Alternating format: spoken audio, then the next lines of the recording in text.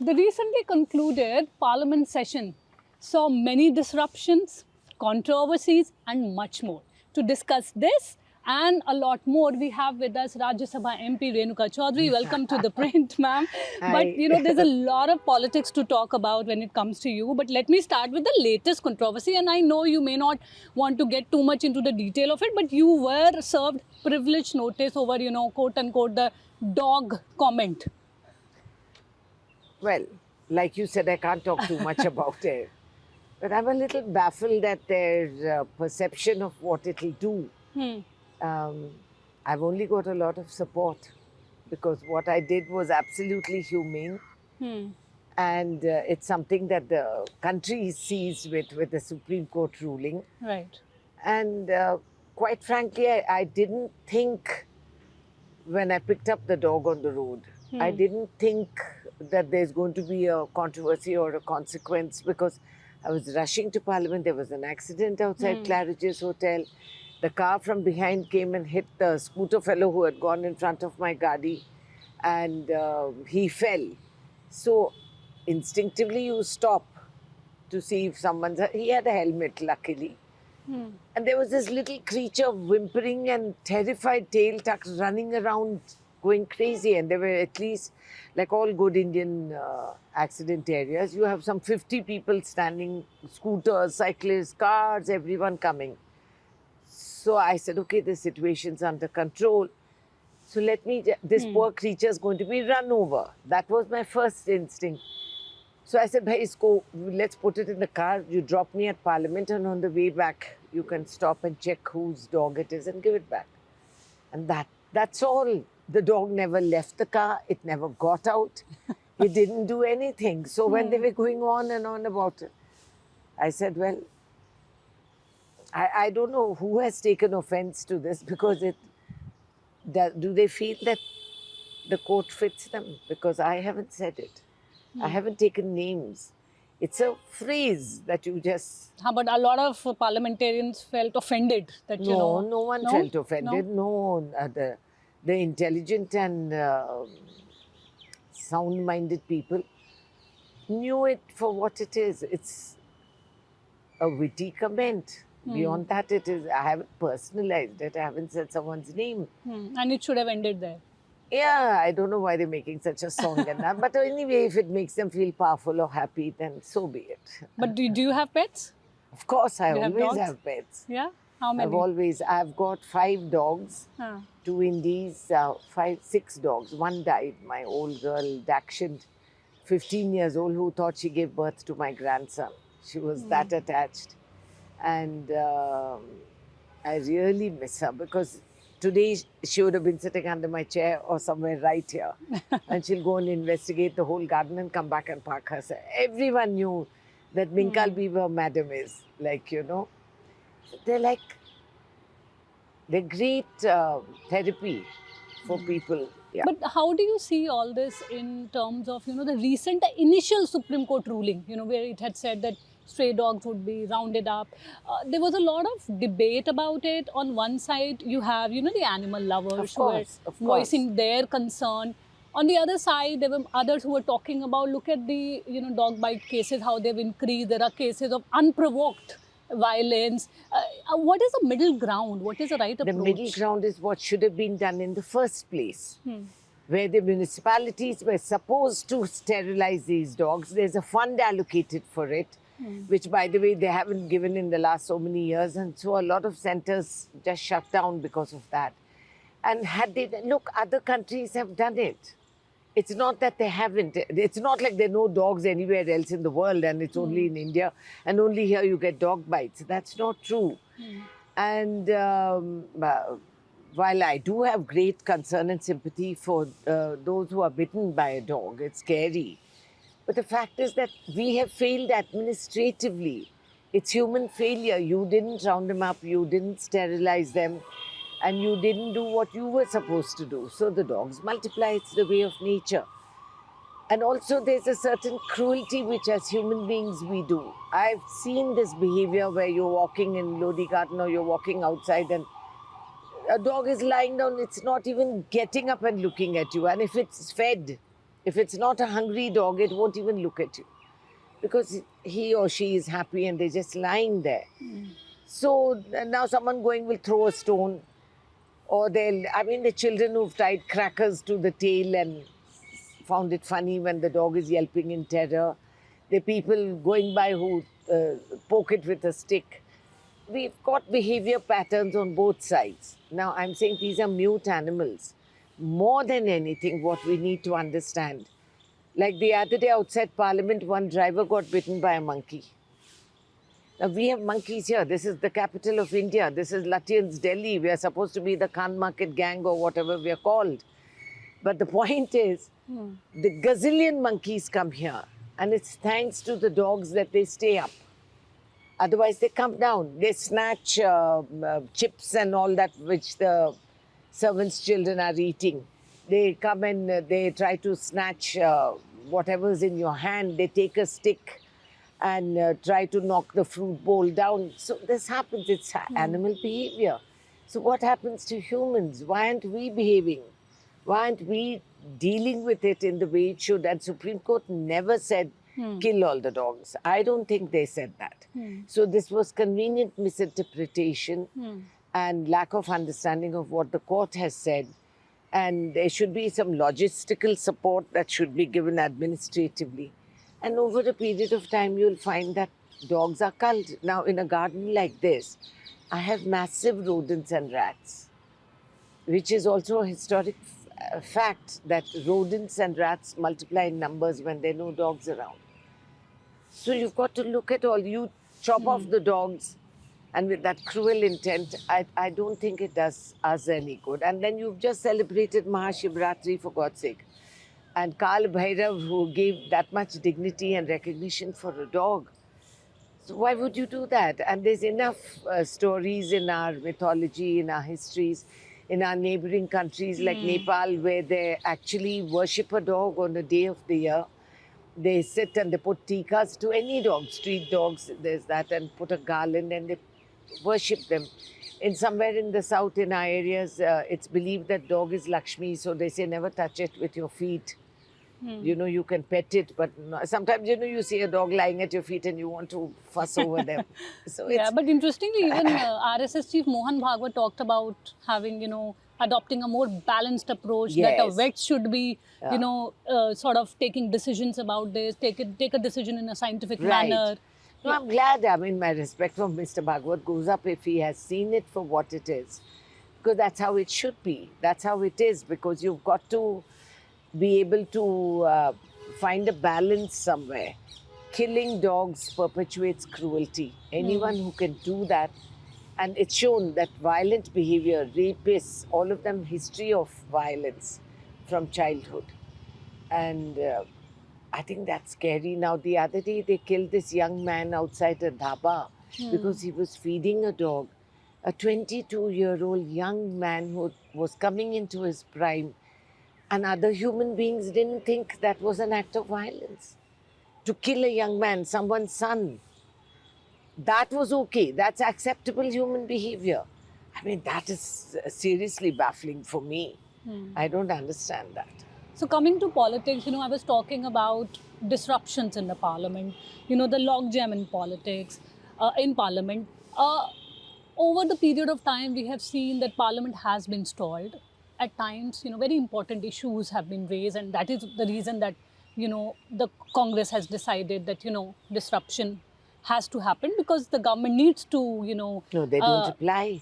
Yeah, but my point is, ma'am, that over a period of time, if you see, it has not really given you electoral gains I or agree. benefits. So do you think that, the job of the opposition is to seek accountability, and the parliament is one place where, you can ask anything and everything. And by stalling it, you are missing, that opportunity is, passing by. Well, that's one way of looking at it. Stalling parliament is nothing new. It's been one of the processes in a democracy over the years.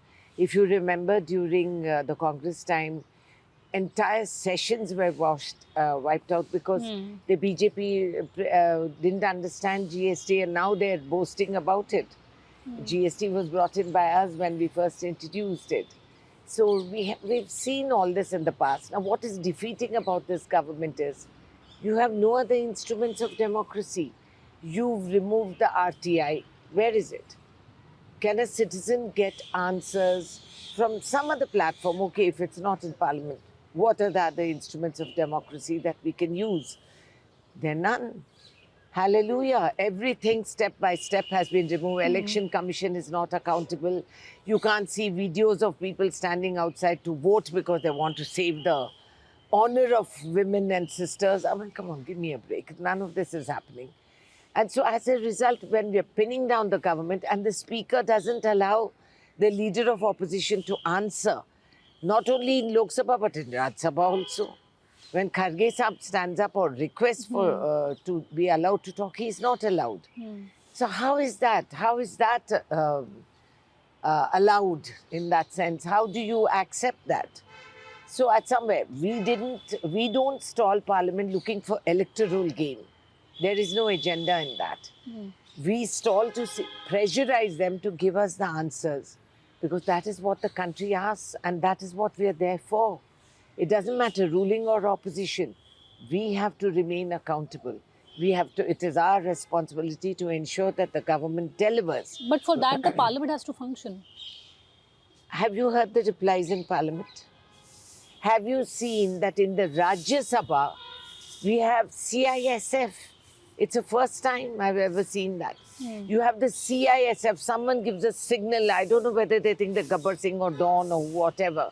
And the next thing you know, they're all running in format. They come in and they sit there and they hold hands. Oh heavens, this is so cinematic. It's never happened. We are cleared through various security layers and we come to parliament. And this government failed. You had visitors in the visitors lobby who jumped into the well of the house. That's how well this parliament has been designed. You go to see it. And those boys had whatever, some gas or this or that in their shoes. Now, what came of that? Ultimately, what happened? No one knows. Now, this is the great black hole, this great mystery in Parliament, where you keep asking and there are no replies. And that is the frustrating, baffling concept of governance that this government puts out. So we've got to do it somewhere. We've got to at least appeal to them. You answer, you say that, yeah, we are ready for the debate. We asked for a debate on pollution. Capital of the country, national capital, children gasping for breath, lung disease. Government puts out a statement that there's no correlation between air pollution and lung disease. Now, honestly, I mean, are you insulting our intelligence? Then what do? Then you'll have a 10-hour debate on Vande Mataram. Now, they are the new converts to Vande Mataram. We aren't. We've known Vande Mataram for generations. It's been in our blood. It's in the soil of this country. It's in the very air of this nation. That's Vande Mataram, not new debate where they want to look more patriotic or what they think their level of patriotism is. These are the pathetic attempts that we are trying to counter. There's no thing as keeping an eye on electoral politics and seeing if it gets us any gain. It doesn't, but then at least it makes the government come forward and pretend to talk at least. But the government, I mean, at least the party said, you know, it was unprecedented. The PM was not allowed to speak in the Lok Sabha. The women MPs apparently were planning to attack him. I mean, all unsubstantiated. But I want to know what is this intelligence source that told them that women members of parliament are going to go and attack the Prime Minister? I mean, these are new laws. I've never heard of this. You didn't have the intelligence to check what is happening across the border and you had people coming into Pahalgam. Right? And then Prime Minister didn't go there that day. So today to say the Prime Minister, I mean, what is this helpless Prime Minister we have who is so helpless that he can't come to Parliament to talk? You mean to say the security personnel, the CISF, everyone has failed. So that's why Prime Minister couldn't come, because of women. In some ways, you feel proud. Acha, women have come forth that much. They've actually evolved to that level where they can even think about such things. But that's not even the truth. So that's not correct. I'm reminded of this controversy where your laughter and PM's comment, you were planning to approach the court. What happened? And I just thought it's not worth stirring that storm because, I mean, these are people, it's not, the Prime Minister has spoken derogatorily about women at every possible platform. Their conduct and behavior has reflected what they have done with the Haryana medal winners and how they tried to bring in the perpetuator through the back door. He came to Parliament and called Mrs. Sonia Gandhi all sorts of names, you know, that foreign cow. I'm referring to that Shupnakha, the controversy. You Now, know, so they've done this. And now suddenly they're afraid of women coming and beating them up. I mean, you have offended the IPC sections where you have denigrated my status as a woman and you have said so many things about other women. You have called another honorable colleague's wife so and so many crore ka girlfriend. I mean, this is the Prime Minister talking. It's not some Johnny come lately or some sidey chap there. This is the Prime Minister of the country who goes and hugs Trump and Putin and Xi Jinping and all that. And he talks like that about his own country women and members of parliament. He's talked derogatorily, denigrating our status as women, which is a culpable crime. And then you talk like this, and you know your men cheer you on by banging on the tables. These are men who have families, daughters, wives sitting at home, and they're not ashamed or embarrassed to behave like that. I mean, come on. So what is opposition stalling the parliament? It's actually nothing, given this kind of horrendous behavior, misogynistic and, you know, backward thinking that they have. And I'm sorry to say it, it's an embarrassment that this is the governance that we have. if you, I mean, when we're talking about women, especially Tamil Nadu, we saw, you know, your colleague Jyotimani, then Trisha, the actor, the kind of comments that have been made by the BJP president, against these women leaders. Yes. And that's acceptable. That's okay. That they didn't have any fear to say such things. And then they tried to frame Jyotimani, who's a very intelligent, sharp young woman. And I see her going great places. Now, they want to palm off their own inadequacies onto women. That's how low they have fallen, I should think so. Because if they had the courage and if they had the decency, let's put it, to come forward, they could have sat and negotiated and talked. And this is all the falsedom that they're spreading around. And let me tell you, there are a lot of women cheering out there, saying, "Acha, very good, someone's giving it back." You know? You must have seen, the recent Mani Shankar Iyer's comment. He talked about the Nehruvian, the Rajivian and the Rahulian, and he said that, he's not a Rahulian. But what is this problem with Rahul Gandhi's leadership, that a number of leaders have been pointing out from the party? Well, there's always going to be a difference of opinion, let's face Right. it. It's a generational change that's happening. And if you look at the world, there's suddenly an acceleration in the change. So you see young chaps, 35-year-olds who are CEOs, sportsmen who are 13, 14-year-old who are achievers. And it takes a bit to adjust to that speed and change and the whole perception of what you want to see in your leadership. You're in a comfort zone where you want it to be the way you want it to be. It doesn't stay. Change is constant. It's going to constantly happen and change and throw up many things which may not always be comfortable. Now, I don't know what Mr. Iyer has said, quite frankly, because I didn't see the statement. He's old enough to answer for himself. You should be interviewing him and not me on this issue. No, but many within the party say that such comments, when they come just before elections, they always end up hurting the party's process. Of course it does. Of course it does. There's no denying that. And one expects that there'll be a little more experience in knowing what to say when. So I'm not sure what provoked him and why he said that. And it's certainly not true, because Kerala, we are doing very well. And I'm very optimistic. And Tamil Nadu, the new beginnings. And I think, anyway, that's his opinion. You can't stop it if he wants. If that's what he believes, that's what he believes. But how do you see, in terms of leadership, how do you see any marked difference between Sonia Gandhi and Rahul Gandhi, how they have sort of, Of course, built there's the going to be a Congress? difference. I mean, there's a whole generation change there, right? So Mrs. Gandhi was right in the time and space that she was in, and she went on to grow into one of the wisest, most stable leaders and the longest serving Congress president in the history of Congress, if you go to see it. And she is loved and adored by people across the board. And to date, she does conduct herself with tremendous dignity. And a lot of what she says is accepted by a lot of people politically, cutting across party lines and boards. And she's held in great regard. That is her module and her um, attitude and acceptance of what she has to do. Now Rahul has brought in a much more energetic, much more fervor.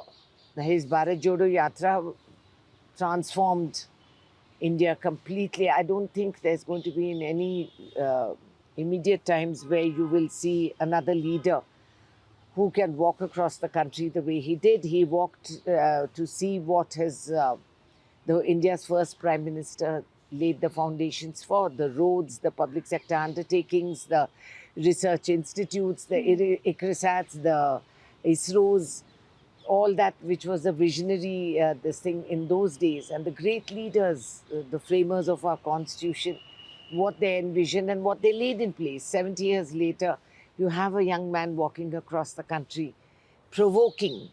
That's what he does.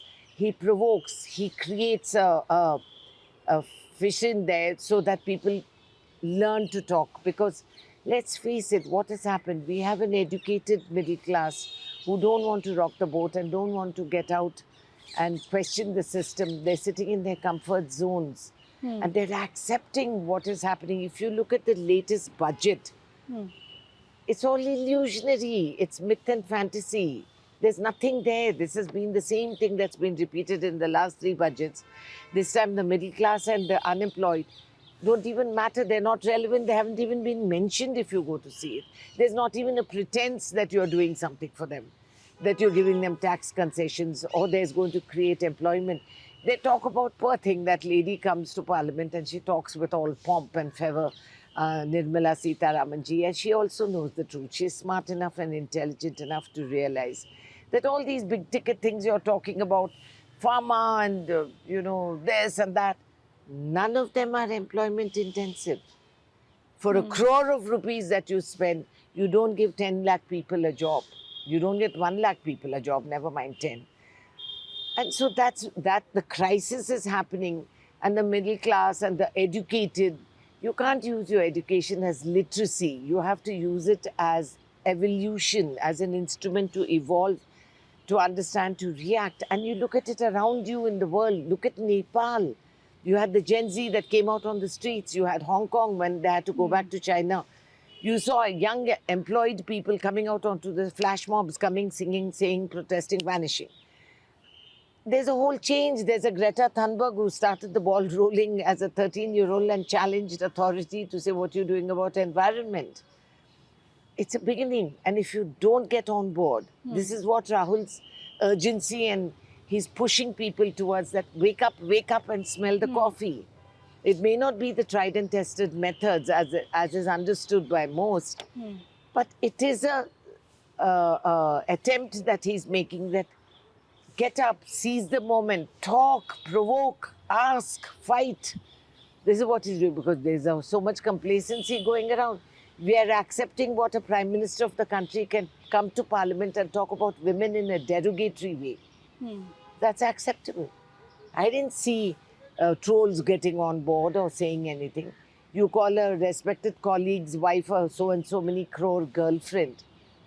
In such demeaning, derogatory way. She was his wife. How can you talk like that? You just talked about Rahul Gandhi, what he brings to politics. But if you look at basic ratings that keep coming in, even after 12 years, Prime Minister Narendra Modi's rating is much more compared to Rahul Gandhi. Though Rahul Gandhi's rating may have improved slightly. Why is that then? I don't think we focus so much on optics, which the BJP does. They're great marketing seers, that we have to give it to them.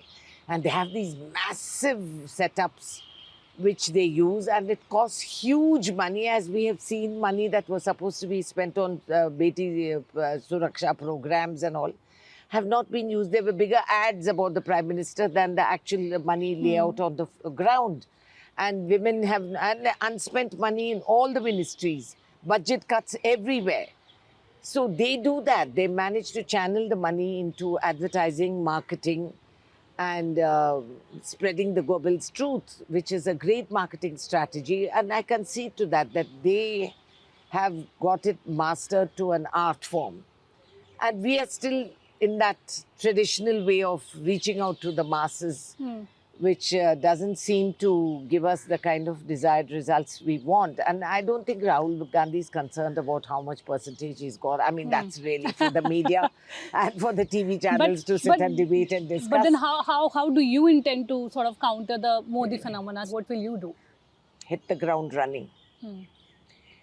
Get there. Call for accountability. If we have lost 12 elections, then everyone who was in charge of those elections has to sit up and answer. Why did you recommend so and so? What was your ground level report? Where have we got? They do that. We have many intelligence forms that come in, and we have won a few. It's not like we've lost everything. And we have partnered with others also, and there are situations there. There's no single black and white answer to this. We have to forge ahead, and that's what we'll do. You know, why I asked this question is because if you look at, you remember the sort of divided Andhra Pradesh. You had won 33 out of 42 seats, if I'm not mistaken. And then after that, whether it's, that particular state now in Telangana and Andhra Pradesh, whether it's UP, whether it's Gujarat, whether it's Bihar, somehow you lose elections and then, the focus is just not there. So Andhra, we knew will take the hit because we had, it was a terrible divide for us, and we knew we'll take that. And Telangana, we didn't think we'll lose Telangana at that point. But we're back in the saddle there in Telangana now, and we intend to remain there for the next so many elections. But what about Andhra Pradesh, ma'am? Like, you were so strong, you knew YSR so closely. We see Jagan, despite losing, we see that he's still focused, as far as what we say, the overall term of politics, he's involved. Yeah. Where is Congress? True, in Andhra, we haven't picked up as much as we should have. And we should have, it was a bad hit initially when the division happened. People were disillusioned by us and the divide because everyone was against it on the ground level. And that did set us back quite a lot. But now we have an opportunity now, and I think we should pick up. It's either do or die. There's no concession there. There's no waiting or waffling anymore. We've got to survive, and we should, and we will. You mentioned Telangana. What's your assessment of Revanth Reddy, winning one after another? How do you see his leadership? Because he's young politician. Yeah, well, he's different. He's not the staid old congressman. He's not actually. He's just come in a few years ago, as you know. But he's a guy who... He's come from the ABVP. Yeah, no, that's okay. We all have origins elsewhere. For that matter, 90% of the country was Congress at one time. You go to see it, and half of who are sitting in BJP are the Congress if you go to see it. So that's okay. That's all part of a political journey. But Revanth is a guy who really can't be pinned down. And he's a man who has a slightly maverick way of working.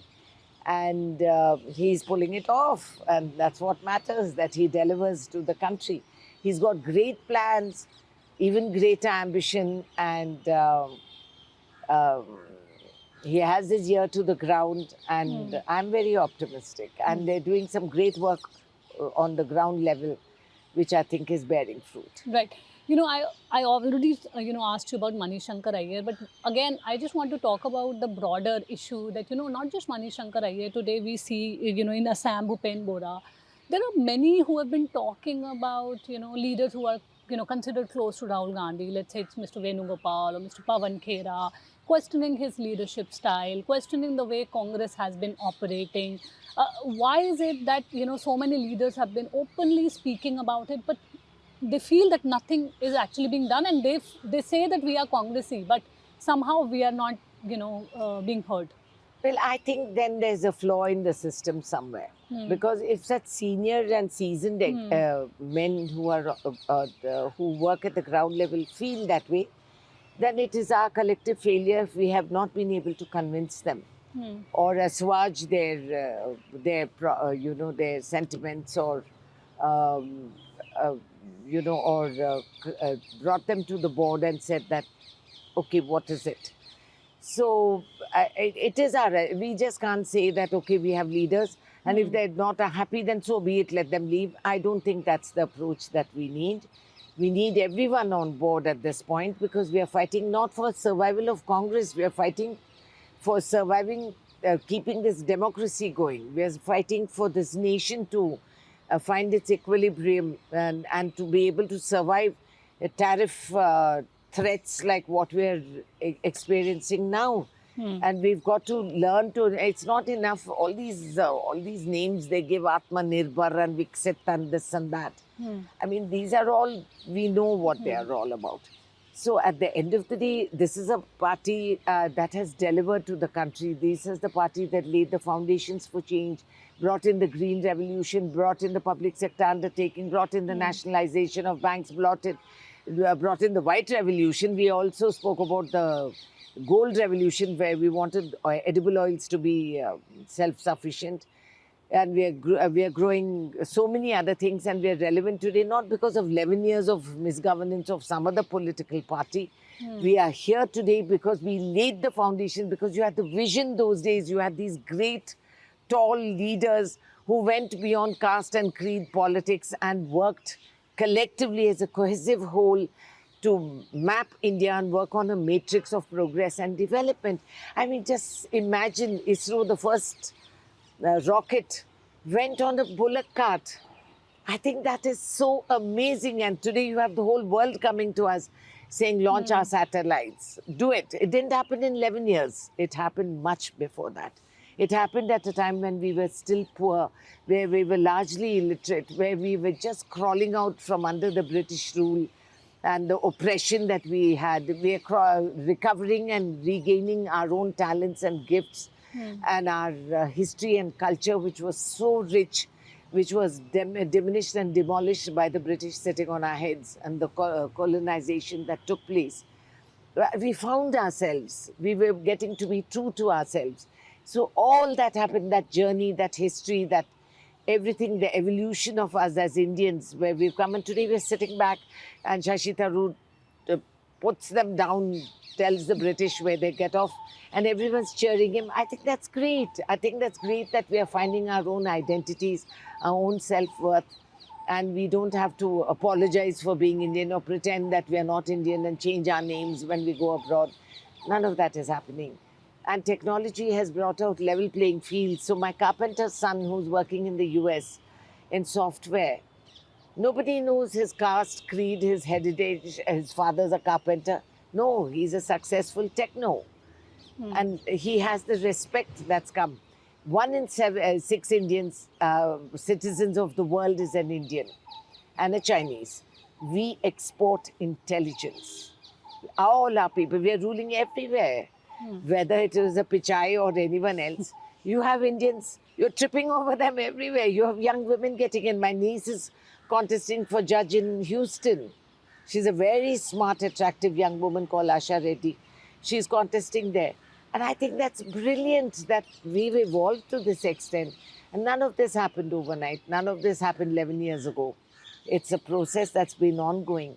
And now we have become narrow-minded. We are wearing blinkers of religion, and we are conducting ourselves in a very small manner, which is not befitting of an Indian. Right. Why I mentioned Manishankar Iyer or Bhupen Bora, I mean, you see what's happening in Assam. He's left the Congress. He said he had many issues. There are many who talk about the fact that, the party probably needs to look beyond the Gandhis. But somehow that has not been happening. If you see one election after another, the kind of defeat that the party has been facing. We know that Kharge ji is the president, but overall, the party is being led by, Rahul Gandhi. So is it that, Gandhi family needs to sort of realize that maybe we need to. You know, this is a myth and a misnomer that I don't know how to counter it. Actually, we should. We should set up operations to do that. Because, I mean, Mrs. Gandhi publicly said she didn't want any power, if you remember, and she turned down the offer for her to become Prime Minister. Rahul Gandhi openly told Manmohan Singh ji that he does not want to join his cabinet because he is not looking for power and not looking for individual gain and recognition. And the Gandhis and Nehrus have had no one in their family ruling this country for donkey's years. I mean, we've had Lal Bahadur Shastri, we've had Chandrasekhar ji, we've had Vajpayee ji, we've had, um, and so many other prime ministers who've come and gone. And perennially, Manmohan Singh ji was one of the most outstanding, P.V. Narasimha Rao, who was able to straddle both worlds of a changing economic quantum leap that he took at that time. And he didn't even have a majority government, he had a minority government, for God's sake. So where are the Gandhis and where is it that we're looking for beyond But the this? PM is always targeting the dynasty, the Gandhis, and That's because his of that. inferiority complex. He has a complex, and that's how they believe. They think that by repeating something 500 times, it will become the truth. That's okay. They're free to have their fantasies. I'm not concerned about that. And he has a complex. He can't get up without thinking of Nehru. He can't get up without talking about the Congress or the Gandhis. So good for him, you know. He'll find his place in heaven. He also mentions this urban Naxal when he talks about the Congress. Yeah. We are urban Naxalites. We are this, we are that. We are everything. Okay. That's why Priyanka Gandhi said that once and for all, let's have a debate in Parliament. Finish saying whatever you want to say. You know, don't keep coming up randomly and periodically talking about us like this. You want to talk about Nehru, go ahead and talk. A man who hasn't even read what Nehru has written. And they talk like this. So whoever's giving him his feed should do their homework a little bit. The more he runs down, there's a whole world which looks at Nehruvian model of administration and politics. And there's a whole world that read letters from a father to a daughter. And no one's going to be writing books for them. So that's okay. We all Ma'am, know. one last question. You must have seen that a lot has been said about this Epstein row. There's this AI summit going on. There were these, reports that were claiming Bill Gates may not attend. Later on, it was clarified that he will be attending.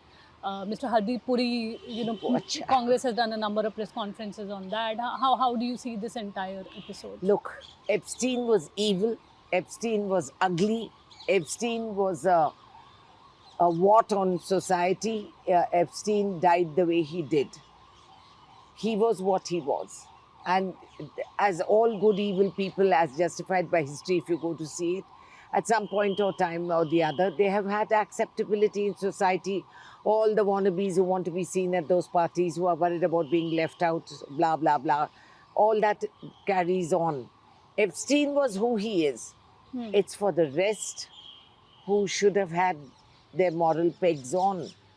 So it was a choice they made and they went. No one held a gun to them and said, go to Epstein's parties, okay? The people who fell over each other to be invited, to be associated, to be seen. Some even sang and danced, apparently, to get Epstein's approval, to go and meet other leaders of the world. I mean, if that is the standard and yardstick for the individual, then they have to answer. Mr. Puri has given a statement saying that now I suspect the BJP has something up their arm and they're sort of playing this out they feel that Mr. Puri has his utilities perhaps over, and they have this history of use and dump.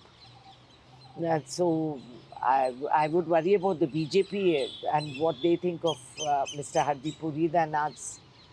And to be fair to him, he's always been a BJP man, even when he was in the diplomatic services. He respected the ideology of the BJP. That's okay, he can do it. So now, this Epstein controversy as such, everything's coming crawling out of the woodwork. And it's each to their own. So let the people answer. Let them say what it is. And it's not the end. There are more and more coming out. So there is this curiosity about what's happening. And I can't believe that educated, elite, well-heeled, rich, wealthy people come together and indulge in Epsteinism, as I call it. They say there was a funny thing going on social. They said when things happen, the good people abstain and the others abstain. So that's a way of looking at it. And that everyone associated with this and felt privileged to associate with that. It's like the Me Too movement. Where women came out of Epstein's clutches and yelled themselves hoarse. It's like our Haryana women who came out and said, we will throw the medals into the Ganges if we are not given retribution. What happened? So you scratch and it's there. Right under the surface is this horrible misogyny where women are hunted, we are, prey to men like this to satisfy their lusts and satisfy their carnal desires. And it makes them feel powerful. You won't allow women from a certain community to drink water from the well, which is the most human thing to do just because she belongs to a particular caste. But you don't mind raping her. I mean, that's baffled me always. I can't understand that. She can't drink water from your well. She is not touchable to drink water from your well. But it's okay to rape her. It's a power play. And men, when they see women rising all across the world, intelligent women who are achieving so much, they feel threatened. And at the bottom of it all is this power play where they say, we are macho, we are entitled to this, all these women are part of our perks, they're around here to entertain us. And you look at the rules. The countries which say that women have to wear high heels to office. Hello? Why? Do the men wear what we want them to wear? The discriminatory laws that happen in the supposed progress developed nations where they say women have to do this, women must do that. And you look at that and it's baffling for women like us who have evolved, we've come from traditional homes, we had orthodox parents, we had grandparents, we had orthodox relatives. We evolved, we came forth, and we are not going to accept this anymore. So you look at the misogyny in parliament. You look at it, you look at those adult men who have grown-up children, who have daughters-in-law at home. They don't feel embarrassed or ashamed to go home and say that their leaders have called their other people's wives, mothers, that Mrs. Gandhi became the Congress widow. What is that derogatory way of talking? What is it going to West Bengal and saying, Didi, oh Didi, in that sadak chap way? I mean, these are horrendous and we are accepting it. And people who are praising and clapping and all, seriously, they need to, what can we say? Well, thank you so much, ma'am, for your time. This is Neelam Pandey reporting with Mahira from New Delhi.